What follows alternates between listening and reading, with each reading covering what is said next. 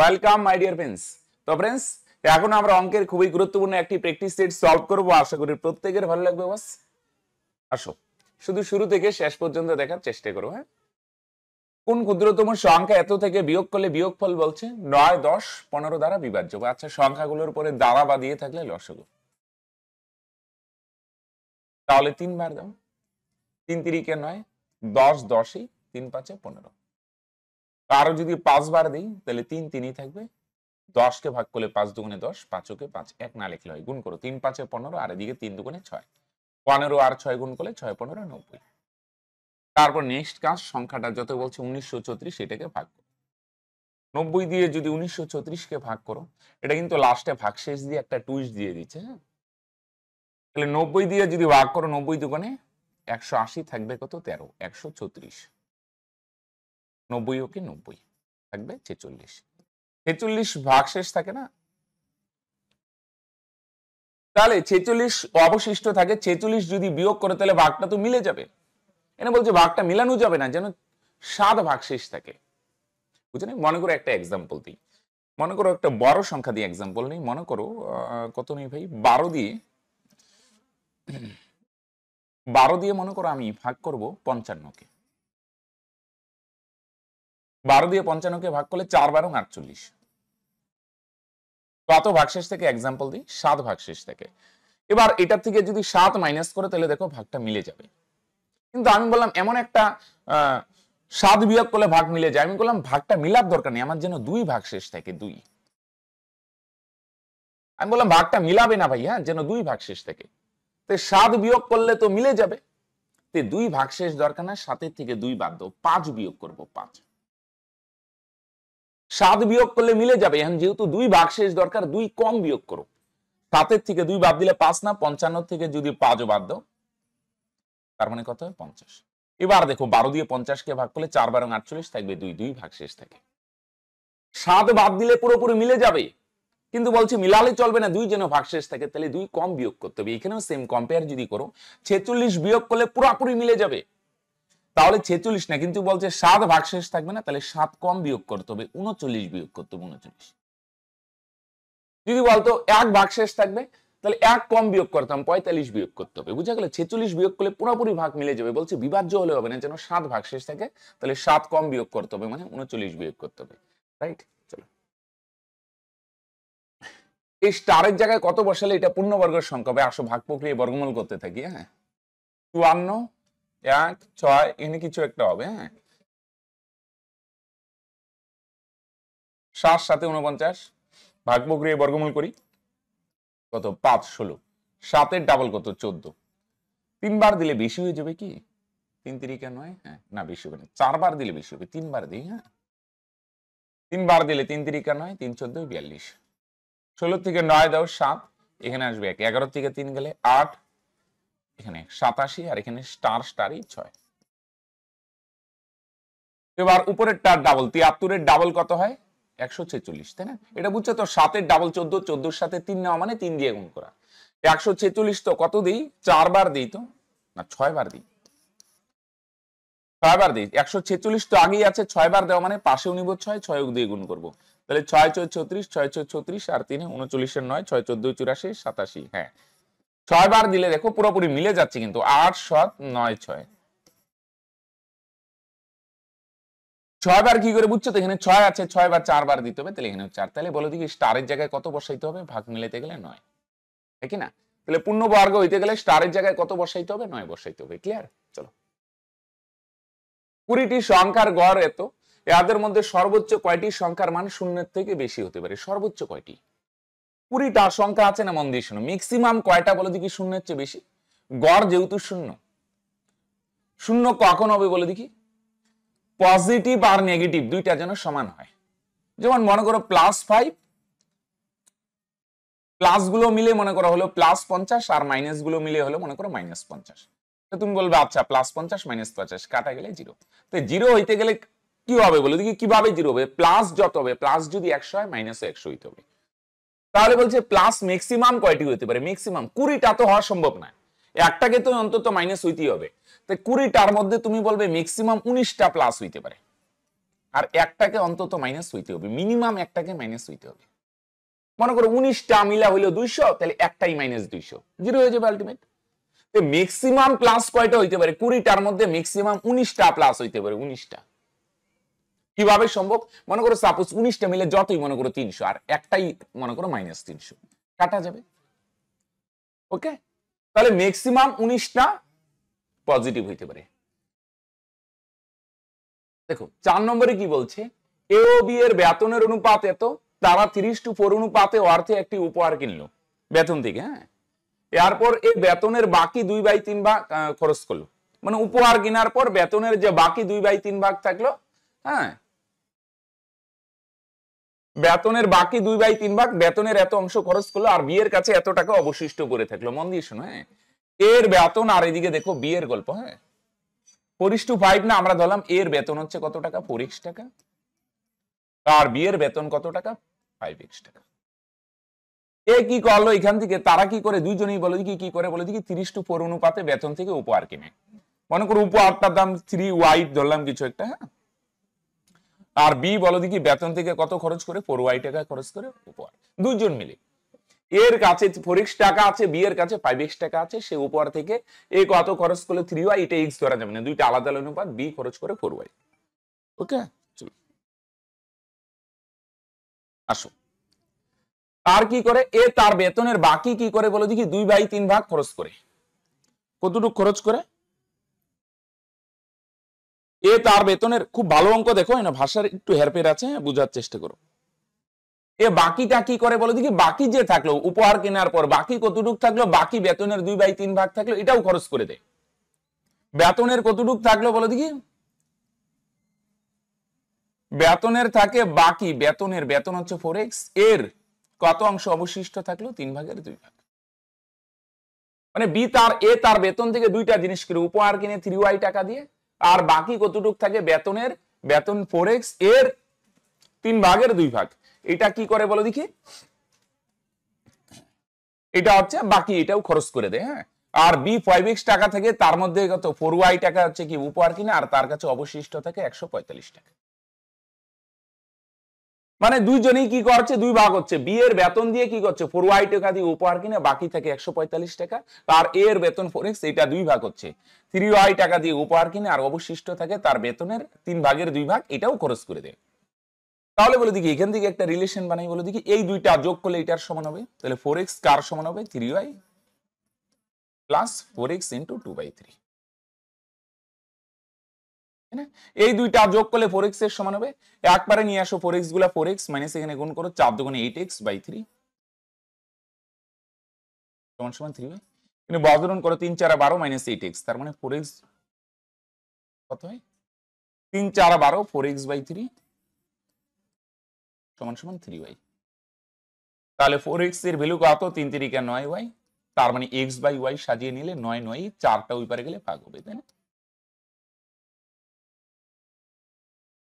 তার মানে x এর ভ্যালু কত হবে? 9, আর y এর ভ্যালু কত হবে? 4। x এর ভ্যালু 9 আর y এর ভ্যালু 4। হ্যাঁ, আসো 9 ইউনিট। হ্যাঁ, x এর ভ্যালু যদি 9 ইউনিট হয়, তাহলে y এর ভ্যালু, এটা এক্সাক্ট ভ্যালু না কিন্তু, y এর ভ্যালু হচ্ছে 4 ইউনিট। এটা তো a টা খাটালাম, এবারে এখানে b এর খাটাই, তো b এর এখানে x এর ভ্যালু 9 ইউনিট, তাহলে 5 9 কত হবে? 45 ইউনিট। আর এখানে y এর ভ্যালু কত? 4 ইউনিট, তাহলে 4 4 কত হবে? 16 ইউনিট। তাহলে 45 থেকে যদি 16 বাদ দাও, হ্যাঁ, 45 ইউনিট ইনকাম করে, তার মধ্যে 16 ইউনিটই খরচ করে, বাকি থাকে কত ইউনিট? 29 ইউনিট। 29 এর ভ্যালু কত? 145, 5 গুণ, ঠিক কি না? 29 এর ভ্যালু আছে কত? 145, 5 ইউনিট। আচ্ছা, বার করতে বলছে উপরের মূল্য। উপরের মূল্য কত? এখানে 3y, এখানে 4y, তার মানে কত হয়? 3 আর 4 7y। 7y মানে y এর ভ্যালু আবার কত? 4 ইউনিট, তাহলে 4 সাথে ইউনিট দিয়ে নিয়ে আসো, 28 ইউনিট। তাহলে 28 এর ভ্যালু কত? এটারও 5 দিয়ে গুণ করো, 5 28 140 টাকা। তাহলে প্রথমে আমরা কি করলাম? এটা ভাঙিয়ে x আর y এর একটা আন্দাজ করলাম। x মানে 9 ইউনিট, y মানে 4 ইউনিট। তাহলে বি ইনকাম করে 5 ভাগ, বি এর বেতন 5 ভাগ মানে 45, 5 9 45, এক্স এর ভ্যালু 9 আর ওয়াই এর 4 4 16, 45 থেকে 16 বাদ দাও, থাকে অবশিষ্ট থাকে 29 ভাগ, 29 এর ভ্যালু 145, 1 ইউনিট মানে 5। তাহলে টোটাল উপহারের মূল্য 4 আর 3 এর 7 ওয়াই, 7 ওয়াই মানে আগে ইউনিটে নাও, 4 7 28 ইউনিট, 28 এর ভ্যালু 140। ওকে, একটু ঝামেলা আছে, আসো। দর্শক আকর্ষণের জন্য প্রদর্শীর কর্মকর্তারা জনপ্রতি রেশিও তো আচ্ছা ছাড়ো 25 পয়সা প্রবেশ মূল্যকে 20% হ্রাস করলো, মানে টিকিটের দাম 20% কমালো। কত ছিল এটা ভাবার দরকার নেই, অ্যান্সার পার্সেন্টেজেই চাইছে। ফলস্বরূপ টিকিট বিক্রি হওয়া থেকে তাদের দৈনিক উপার্জন 28% বৃদ্ধি পেল। দর্শক বৃদ্ধির শতকরা আর কত? আচ্ছা দেখো, টিকিটের দাম 20% কমে, হ্যাঁ টিকিটের দাম, তার মানে আগে যদি 5 ভাগের 1 ভাগ, তাহলে টিকিটের মূল্য দাম, হ্যাঁ মানে আগে টিকিটের দাম যদি থাকে 5 টাকা, এখন টিকিটের দাম কত হবে? 5 টাকা বা 5 ইউনিট, তাহলে এখন হবে কত? 1 কমবে, তার মানে এখন টিকিটের দাম 4 ইউনিট। তার ফলে খরচ কত হবে? খরচটা একটু বড়ই রাখি, 28% বৃদ্ধি পায় খরচ। 28% বৃদ্ধি, সরি উপার্জন আগে যদি 100 টাকা ইনকাম করে থাকে, তাহলে এখন ইনকাম করবে 128। এটি রাখলাম, তাহলে সুবিধা হবে, হ্যাঁ কাটাকাটি করতে, এটা একটু বড়ই রাখলাম। কেন? এবার বলো দেখি দর্শক সংখ্যা কিভাবে বার করবে? এটা ইনকাম, হ্যাঁ তাহলে দর্শক সংখ্যা কিভাবে বার করবে? একটা টিকিটের দাম 5 টাকা, তাহলে 100 টাকা ইনকাম করতে গেলে কতজন দর্শক আসছিল? টোটাল ইনকামকে একটা টিকিটের দাম দিয়ে ভাগ করো, তাহলে 5 দিয়ে 100 কে ভাগ করো 20, তাহলে আগে দর্শক ছিল 20 ভাগ, আর এখন 128 টাকা ইনকাম হয়, তাহলে একটা টিকিটের দাম যদি 4 টাকা হয়, তাহলে 128 টাকা বিক্রি করতে গেলে কতজন দর্শক লাগবে? 128/4, তার মানে এখন দর্শক আসে 32 ভাগ। আগে আসতো 20 ভাগ, এখন আসে 32 ভাগ, তাহলে কত ভাগ বাড়ে বলো দেখি? 12 ভাগ বাড়ে না দর্শক সংখ্যা? পার্সেন্টে আনো, 20 মধ্যে কত বাড়ে? 12, শতকরা মানে 100 মধ্যে কত? তাহলে 20 দিয়ে 100 কে ভাগ করো 5, তাহলে 5 বারং কত হবে? 60%। তাহলে বলো দর্শক সংখ্যা কত পার্সেন্ট বাড়বে? 60% বাড়বে, রাইট? আসো, যদি একটি দ্রব্যের বিক্রয় মূল্য দ্বিগুণ করা হয়, তাহলে ক্ষতির পরিমাণ লাভের পরিমাণে পরিবর্তিত হয়। মনে করো ক্রয় মূল্য আগে ছিল কত? x, আর বিক্রয় মূল্য হচ্ছে y, তাহলে আগে ক্ষতি হইতো কত? ক্ষতি কিভাবে বার করে? ক্রয় মূল্য মাইনাস বিক্রয় মূল্য, এটা হচ্ছে ক্ষতি। আর এখন বিক্রয় মূল্য হচ্ছে কি বলো দেখি? দ্বিগুণ হবে, দ্বিগুণ। আগে বিক্রয় মূল্য ছিল i, এখন বিক্রয় মূল্য দ্বিগুণ মানে 2y, আর ক্রয় মূল্য তো x ই আছে। এখন লাভের পরিমাণ কত? লাভ হইলে বিক্রয় মূল্য মাইনাস ক্রয় মূল্য। y টাকায় যদি বিক্রি করি ক্ষতি হয়, কত ক্ষতি? ক্রয় মূল্য মাইনাস বিক্রয় মূল্য। আর দ্বিগুণ মূল্যে মানে 2y টাকায় বিক্রি করলে লাভ হবে, কত লাভ হবে? বিক্রয় মূল্য 2y মাইনাস ক্রয় মূল্য x, তাহলে এটা ক্ষতি আর এটা লাভ। প্রশ্নের ভাষা অনুযায়ী দুইটা সমান। আচ্ছা, x গুলো একবারে নিয়ে আসে যোগ করে 2x, আর y গুলো ওই পারে দিলে 2y, আর y যোগ করলে 3y, তার মানে x/y এর ভ্যালু কত হবে ভাই? 3 3, 2 গুণা আছে ওই পারে গেলে ভাগ হবে, তার মানে ক্রয় মূল্য 3 টাকা, বিক্রয় মূল্য 2 টাকা, ক্ষতি হয় কত টাকা? 1 টাকা। শতকরা আনতে গেলে ক্রয় মূল্য 3, 3 এর উপর ক্ষতি হয় 1, তাহলে শতকরা মানে 100 এর মধ্যে কত? তোমরা জানো 1/3 মানে কত পার্সেন্ট? 33 সমস্ত, এটা 3 হবে, হ্যাঁ 1/3%, রাইট? চলো, এবিসি একটি ব্যবসায় 50,000 টাকা দিতে সক্ষম হয়। এ বি এর থেকে 4,000 টাকা বেশি, বি সি এর থেকে 5,000 টাকা বেশি দেয়, হ্যাঁ এ বি সি। সি যদি এক্স দেয়, তাহলে বি কত দিবে? তার থেকে 5,000 টাকা বেশি, তার মানে এক্স প্লাস 5,000। এ হচ্ছে বি এর থেকেও 4,000 টাকা বেশি দেয়, বি যদি এক্স প্লাস 5,000 দেয়, এ দিবে তার থেকে 4,000 বেশি, 5,000 আর 4,000 মিলে কত হবে? 9,000। তাহলে টোটাল কত? এক্স এক্স এক্স 3x, আর 9 আর 5 14, টোটাল তাদের তিনজনের টোটাল টাকার পরিমাণ কত? 3x প্লাস 14,000, ঠিক না? টোটাল টাকা 3x প্লাস 14,000, আর প্রশ্নে দেখো টোটাল টাকা কত বলছে? 50,000। তাহলে 3x এর ভ্যালু কত হবে? 50 থেকে 14 মাইনাস করো, তার মানে কত হবে? 36,000। 3 দিয়ে ক্যান্সেল করো, তার মানে x এর ভ্যালু কত হবে? 12,000। তাহলে x এর ভ্যালু যদি 12,000 হয়, তার মানে কি হবে বলো দেখি? সি কত দিবে? x এর ভ্যালু 12,000, এটা সি দিবে, আর লেখালেখি করি না, টাইম লাগবে। আর বি দিবে 5,000 বেশি মানে 17,000, এটা সি একটু লিখিনি। আর এ দিবে কত? x এর মান 12,000 না 12 যোগ 9, তার মানে 21,000। তাহলে এটা মূলধন না? তাহলে মূলধনের অনুপাত 21:17:12, তাহলে মূলধনের অনুপাত এত হলে লভ্যাংশের অনুপাত এত হবে। তাহলে টোটাল লভ্যাংশ কত? 21 যোগ 17 যোগ 12। মূলধন বার করে নিলাম। 21 ভাগ মূলধন দেয়, তাহলে লভ্যাংশ 21 ভাগ, হ্যাঁ কি না? 17 ভাগ মূলধন, লভ্যাংশ এত ভাগ, এই 12 ভাগ মূলধন, লভ্যাংশ এত ভাগ। টোটাল লভ্যাংশ 21 আর 17 কত হয়? 38 আর 12 50 ভাগ। টোটাল লভ্যাংশ 50 ভাগ, 50 এর ভ্যালু কত বলছে? 35,000। কত গুণ? 700 গুণ, তাই না? তাহলে এ পাবে 21 ভাগ, 21 এর ভ্যালু কত হবে? এটাও 700 গুণ। 7 × 7, 7 × 14, তার মানে 14,700 টাকা। 50 এর ভ্যালু 35,000 হলে 21 এর ভ্যালু কত হবে? 14,700 টাকা। ওকে, আসো, ক্লিয়ার? চলো। 6 এ কোন কাজের 2/5 অংশ 6 দিনে করে, হ্যাঁ, এ 5 ভাগের 2 ভাগ করে কত দিনে? 2 ভাগ করে 6 দিনে, 3 গুণ। তাহলে 5 ভাগ করবে কত দিনে? 3 × 5 = 15 দিনে। এ টোটাল কাজটা কত দিনে করে? 15 দিনে, তাই না? 2 ভাগ করতেই 6 দিন, তাহলে 5 ভাগ করে 15 দিনে। আর বি হচ্ছে কোন কাজের 3 ভাগের 1 ভাগ, মানে 1 ভাগ করে 10 দিনে, তুমি বলবে আচ্ছা তাহলে 3 ভাগ করবে, এটাও কত দিনে? 3 × 10 = 30 দিনে, তাই না? এটাও 10 গুণ। তার মানে এ টোটাল কাজটা কত দিনে করে? 15 দিনে। বি টোটাল কাজটা করবে কত দিনে? 30 দিনে। টোটাল কাজ কি? এদের লসাগু 30 না 30 ইউনিট মনে করো। এ 15 দিনে 30 ইউনিট, একদিনে 2 ইউনিট, বি 30 দিনে 30, তাহলে একদিনে 1 ইউনিট। ভাগ করলেই পাওয়া যায়। তাহলে এ আর বি একসাথে যদি কাজ করে, তাহলে একদিনে কত ইউনিট কাজ হয়? 3 ইউনিট। তাহলে 3 ইউনিট কাজ হয় একদিনে, তাহলে 30 ইউনিট হবে কত দিনে? 30/3। তাহলে ক্যান্সেল করো 10 দিন। তাহলে সম্পূর্ণ কাজটা 10 দিনে হয়, কিন্তু বলছে না সম্পূর্ণ কাজটা করার দরকার নেই, 5 ভাগের 4 ভাগ করলেই হবে। তাহলে 5 ভাগের 4 ভাগ করতে কত দিন সময় লাগবে? ইন্টু 4/5, তার মানে 8 দিন। বা এটা এইভাবে করতে পারো, 5/4 তো 5 ভাগ করতে 10 দিন, 4 ভাগ করতে 8 দিন। বা এইভাবে করতে পারো, টোটাল কাজ 10 দিনে, তাহলে 4/5 করতে 10 এর 4/5, মানে 8 দিন সময় লাগবে, তাই না? আসো, এক বালক আরেক বালিকে একটি সিস্টেম কে ভর্তি করে, একটা আর কি চৌবাচ্চাকে ভর্তি করে, বালকটি 3 মিনিটে 4 লিটার, বালিকাটি 1 মিনিটে 3 লিটার জল ঢালে, 100 লিটার ভরতে কত মিনিট সময় লাগবে? একটা পাত্রে বালিকাটি কি হয় বলো দেখি? আচ্ছা, বালক বালিকা হলি হলো 3 মিনিটে 4 লিটার, 1 মিনিটে কত? 4/3। আর বালিকা 1 মিনিটে কতটুকু করে? 4 মিনিটে 3, তাহলে 1 মিনিটে কম কম, মানে 3/4। তাহলে টোটাল কত লিটার হবে? দুইটা যোগ করো, তাহলে যোগ যদি করো 4/3 যোগ 3/4, লসাগু কত হবে? 12, আর উপরে কত হবে? 4 4 16 যোগ 3 3 9, 16 আর 9 যোগ করলে 25। তার মানে 25/12 লিটার হয় 1 মিনিটে। তাহলে বলছে 100 লিটার পূর্ণ করতে কতটুকু সময় লাগবে? উপরে টোটাল আর নিচে 1 মিনিটে হয় 25/12 না, 25/12 দিয়ে ভাগ করো। তাহলে ভাগ করলে 4 25 100, তার মানে কত হবে? 4 × 48 মিনিট, ঠিক না? 25/12 লিটার হয় 1 মিনিটে, তাহলে 100 লিটার কত মিনিটে? সময় মানেই ভাগ, টোটালকে 1 মিনিটের ডাটা দিয়ে ভাগ করে দাও, তার মানে কত মিনিট? 48 minute, right?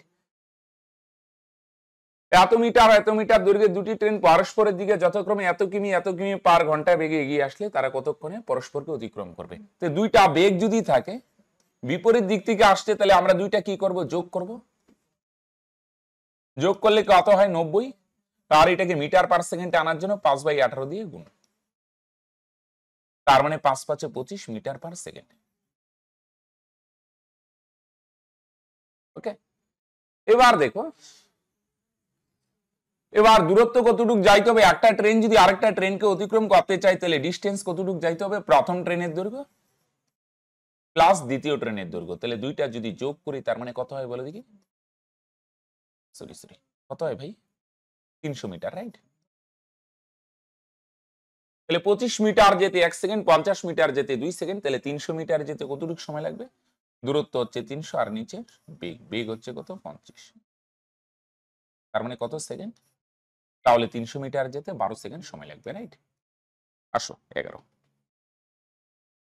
এক চা ব্যবসায়ী 70 টাকা কেজি ধরে 110 টাকা কেজি ধরে চা 3:1 অনুপাতে মিশায়, মানে প্রথমটা 3 ভাগ বা 3 কেজি, তারপরে 1 ভাগ বা 1 কেজি। প্রথমটা 70 টাকা কেজি ধরে, 1 কেজির দাম 70 টাকা হলে, তাহলে 3 কেজির দাম 370 কত হবে? 210 টাকা। আর দ্বিতীয়টা 1 কেজির দাম কত হবে? 110 টাকা কেজি, না 1 কেজির দাম 110, 1 কেজির দাম তো 110 টাকা। তাহলে টোটাল কত হলো? 210 আর 110, তার মানে কত হয়? 320 টাকা। এটা বলো দেখি কয় কেজির দাম, 3 আর 1 যোগ করো 4 কেজির দাম, টোটাল মিশ্র কয় কেজি হলো, 3 কেজি প্রথম প্রকার, দ্বিতীয় প্রকার 1 কেজি, টোটাল 4 কেজি। 4 কেজির দাম যদি 320 টাকা হয় তাহলে 1 কেজির দাম কত হবে, কম হবে, 320/4। তাহলে 4 দিয়ে 320 কে ভাগ করো, তার মানে কত হবে, 80। ঠিক না?